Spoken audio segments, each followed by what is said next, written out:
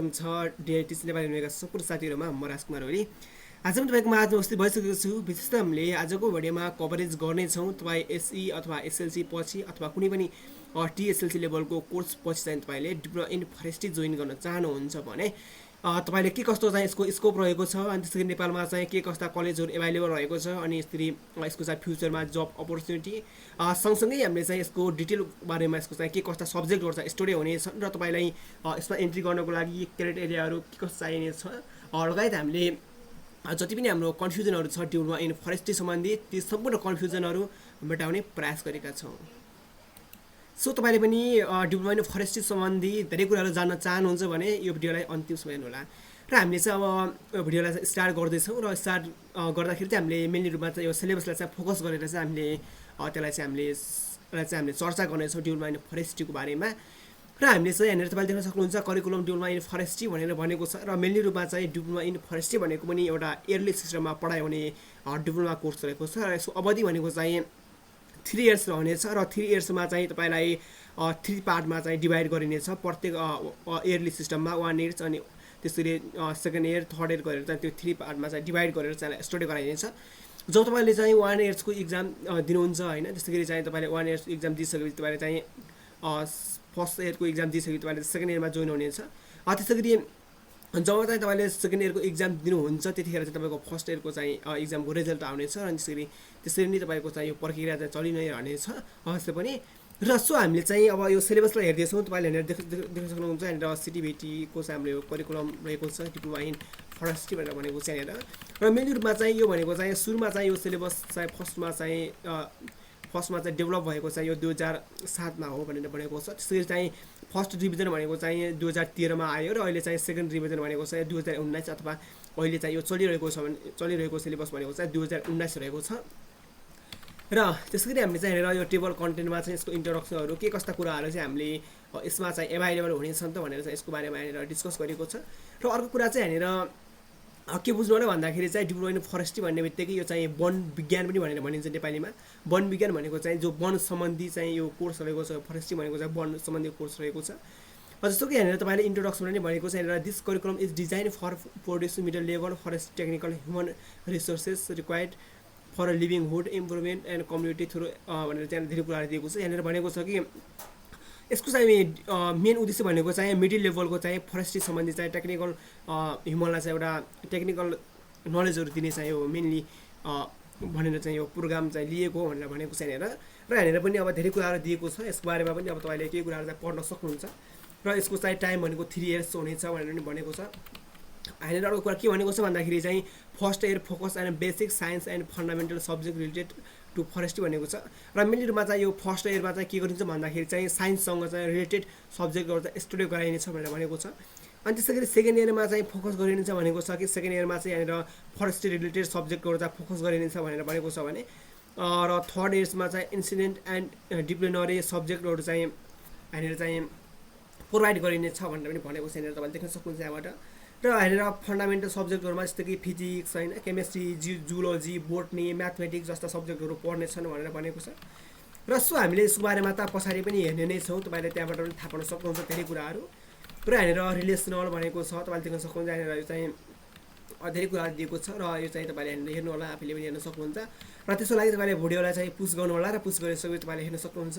यहाँनिर भनेको छ करिकुलमको टाइटल भनेको चाहिँ यहाँनिर डिआइएफ अथवा डिप्लोमा इन फरेस्ट्री भनेको छ।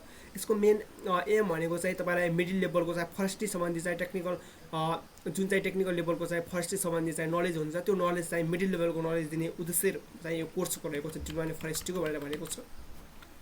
त्यसै तपाईलाई चाहिँ धेरै फरेस्ट्री सम्बन्धी हैन धेरै कुराभन्दा धेरै कुराहरु चाहिँ जानकारीहरु दिने चाहिँ यो कोर्सको चाहिँ मेन उद्देश्य पनि रहेको छ।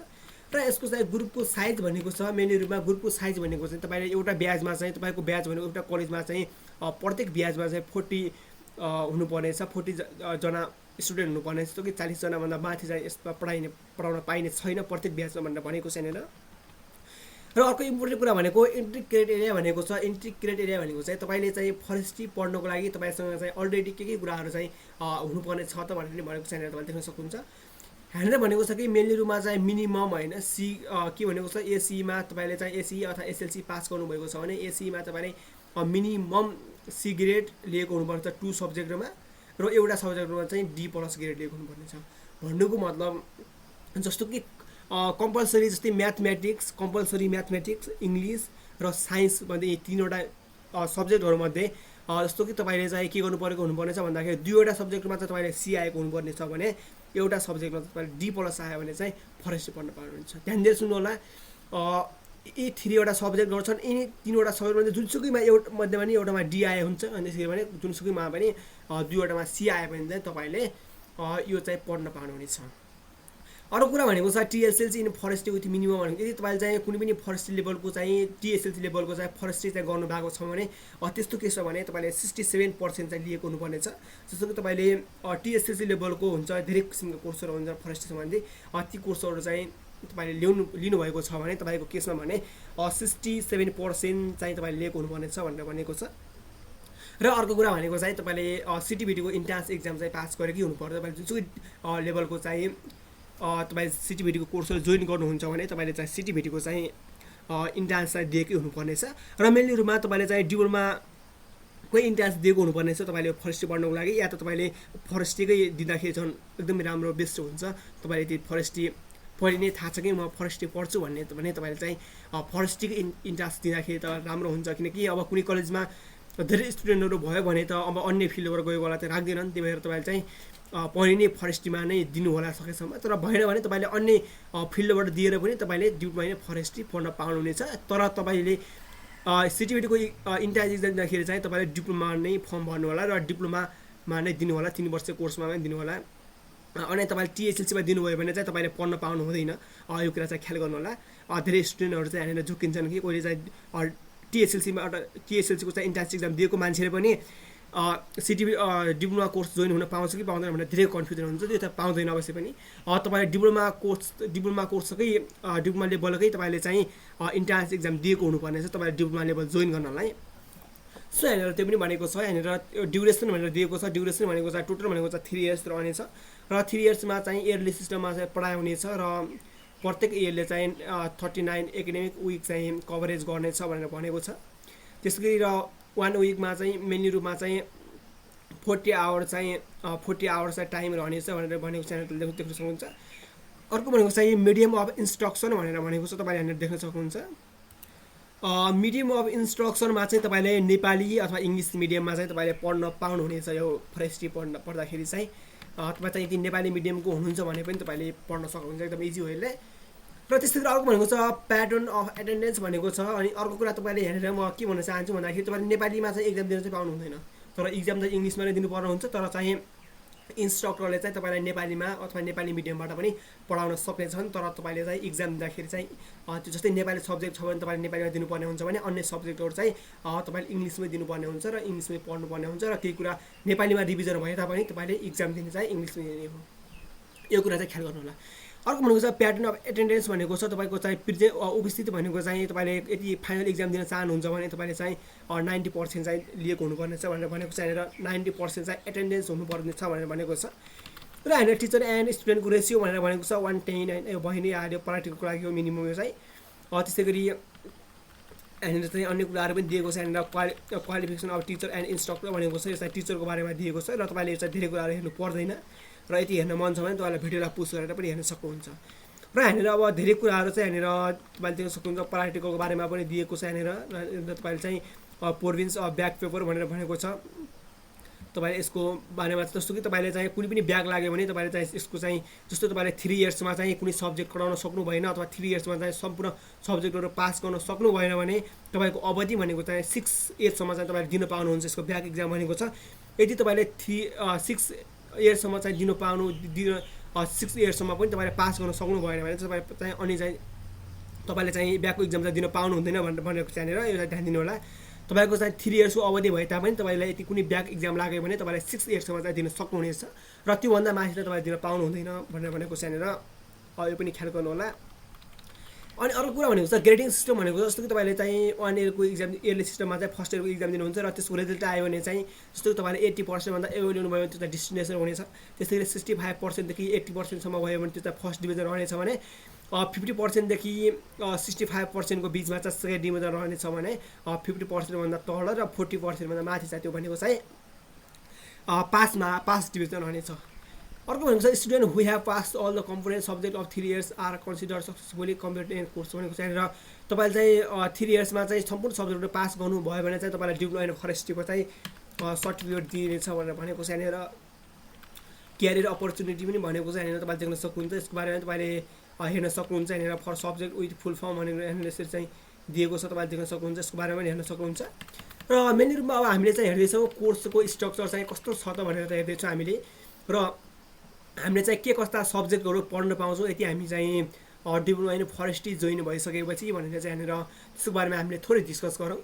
र त्यसको लागि यहाँनिर चाहिँ हाम्रो केही सब्जेक्टहरू दिएको छ सुरुमा। अनि त्यसै गरी यहाँनिर चाहिँ कति आवर छ, अनि त्यसै गरी चाहिँ त्यस्तै डिस्ट्रिब्युसन मार्क्स होइन, थ्योरी कति हुनेछ, अनि इन्टरनल मार्क्स कति हुनेछ, त्यसरी फाइनल कति हुनेछ, प्र्याक्टिकल कति हुनेछ, यो सम्पूर्ण कुराहरू चाहिँ यहाँनिर दिएको छ। हामीले चाहिँ सुरुमा यहाँनिर हेर्दैछौँ फर्स्ट इयरको। र फर्स्ट इयरमा चाहिँ एउटा सब्जेक्ट हुन्छ इङ्ग्लिस, अनि त्यस्तै नेपाली, सोसियल स्टडिज, अनि अर्को भनेको फिजिक्स, अनि chemistry, zoology, botany, mathematics and statics, computer application गरेर चाहिँ हामीले फर्स्ट इयरमा चाहिँ 9वटा सब्जेक्टहरू चाहिँ पढ्न पाउनेछौँ डिप्लोमा इन फरेस्ट्रीमा। त्यस्तै अर्को रहेको छ सेकेन्ड इयरमा चाहिँ हामीले मेनली रूपमा 8वटा सब्जेक्टहरू चाहिँ पढ्न पाउनेछौँ, जस्तो कि सिल्भेक्चर, अनि त्यसरी wild life and protected area management, soil and water conservation management, community forestry measurement, non ट्राइम फरेस्ट्री हार्वेस्टिङ एन्ड युटिलाइजेसन र एग्रो फरेस्ट्री भनेर चाहिँ यी 8वटा सब्जेक्टहरू पढ्न पाउनेछौँ। र फाइनल इयर अथवा थर्ड इयरमा चाहिँ हामीले पढ्न पाउनेछौँ यति हामीले फरेस्ट्री जोइन गऱ्यौँ भने फरेस्ट्री प्रोटेक्सन, अनि forestry management, extension education, forestry policy ल, अनि forestry serving and engineering, internship development, office management, work experience programming भनेर चाहिँ हामीले यसरी 8वटा सब्जेक्टहरू चाहिँ पढ्न पाउनेछौँ। र मेनली रूपमा चाहिँ हामीले फरेस्ट्री स्टडी गर्दाखेरि चाहिँ हामीले कतिवटा सब्जेक्टहरू पढ्नुपर्ने छ भन्दाखेरि चाहिँ यहाँनिर थर्ड इयरमा चाहिँ हामीले पढ्नुपर्ने छ 8वटा सेकेन्ड इयरमा, र 9वटा गरेर चाहिँ हामीले 8 अनि त्यसरी 9 गरेर चाहिँ हामीले 8 दुना 24 करिब हामीले 25वटा सब्जेक्टहरू चाहिँ पढ्न पाउनेछौँ हामीले डिप्लोमा इन फरेस्ट्री जोइन गऱ्यौँ भने। र हामीले चाहिँ आजको भिडियोमा चाहिँ विशेष गरेर कभरेज गऱ्यौँ तपाईँलाई चाहिँ फरेस्ट्री सम्बन्धी डिप्लोमा इन फरेस्ट्री पढ्न चाहनुहुन्छ भने त्यस रिलेटेड हामीले धेरै कुराहरू चाहिँ तपाईँलाई जानकारी दियौँ। र अर्को कुरा रह्यो तपाईँले चाहिँ डिप्लोमा इन फरेस्ट्री पढ्न चाहनुहुन्छ, तपाईँको तर नजिकमा चाहिँ कलेजहरू चाहिँ के कस्ता एभाइलेबल छ भनेर तपाईँलाई जानकारी छैन भने यो कुरा भनेको चाहिँ धेरै कलेजहरू चाहिँ अहिले एभाइलेबल छ फरेस्ट्रीको। सो तपाईँलाई चाहिँ जानकारी छैन भने तपाईँले चाहिँ मलाई कमेन्ट बक्समा कमेन्ट गर्न सक्नुहुन्छ। र तपाईँको मेनली रूपमा तपाईँको चाहिँ घर चाहिँ कुन ठाउँमा रहेको छ र त्यहाँदेखि चाहिँ कुन कलेज चाहिँ नजिक छ भनेर तपाईँले चाहिँ मलाई सोध्न सक्नुहुन्छ कमेन्ट बक्समा। र म चाहिँ तपाईँको कमेन्ट बक्सको रिप्लाई अवश्य पनि दिने छु। तपाईँ त्यसको चाहिँ ढुक्क नै रहनु होला। र म प्रायः कमेन्टको रिप्लाई दिने सबैजनालाई चाहिँ दिइरहेको हुन्छु, र तपाईँको कमेन्टको रिप्लाई पनि अवश्य दिन्छु। त्यसले गर्दा कमेन्ट गर्नुहोला। र अर्को कुरा तपाईँलाई चाहिँ यो भिडियो मन परेको छ भने भिडियोलाई चाहिँ लाइक चाहिँ गरिदिनु होला। कृपया भिडियोको लागि तपाईँको चाहिँ भिडियो लाइक गरिदिनु भयो भने मलाई पनि अझै अन्य किसिमका भिडियोहरू ल्याउनको लागि अझ हौसला हुनेछ। त्यसले गर्दा भिडियो मन परेको छ भने भिडियोलाई लाइक गरिदिनु होला। त्यसै गरी यस्तै चाहिँ टेक्निकल सम्बन्धी अथवा एजुकेसनल सम्बन्धी अथवा सिटिभी रिलेटेड, एसई रिलेटेड कुनै पनि नलेज जान्न चाहनुहुन्छ भने अथवा कुनै पनि नलेज थाहा पाउन चाहनुहुन्छ भने तपाईँलाई हाम्रो च्यानललाई चाहिँ सब्सक्राइब गर्नु भएको छैन भने हाम्रो यो डिआइटिटिस नेपाललाई चाहिँ सब्सक्राइब गरिदिनु होला। रातो सब्सक्राइबको बटन छ, तपाईँलाई चाहिँ अवश्य थाहा नै छ। त्यो रातो सब्सक्राइबको बटनमा क्लिक गर्नु होला र सँगसँगै आएको घन्टीलाई पनि दबाइदिनु होला र अलमा थिच्दिनु भयो भने तपाईँले चाहिँ जति पनि हामीले चाहिँ कुनै पनि भिडियोहरू चाहिँ पब्लिस गर्ने बित्तिकै तपाईँलाई चाहिँ सुरुमै नोटिस आउनेछ। र ती नोटिसहरू चाहिँ तपाईँले सुरुमै नोटिस आयो भने तपाईँले चाहिँ नोटिफिकेसन आउने बित्तिकै तपाईँलाई यो भिडियो चाहिँ हामीले चाहिँ कुनै पनि भिडियो पब्लिस गर्यो भने त्यो भिडियो चाहिँ हेर्न सक्नुहुन्छ।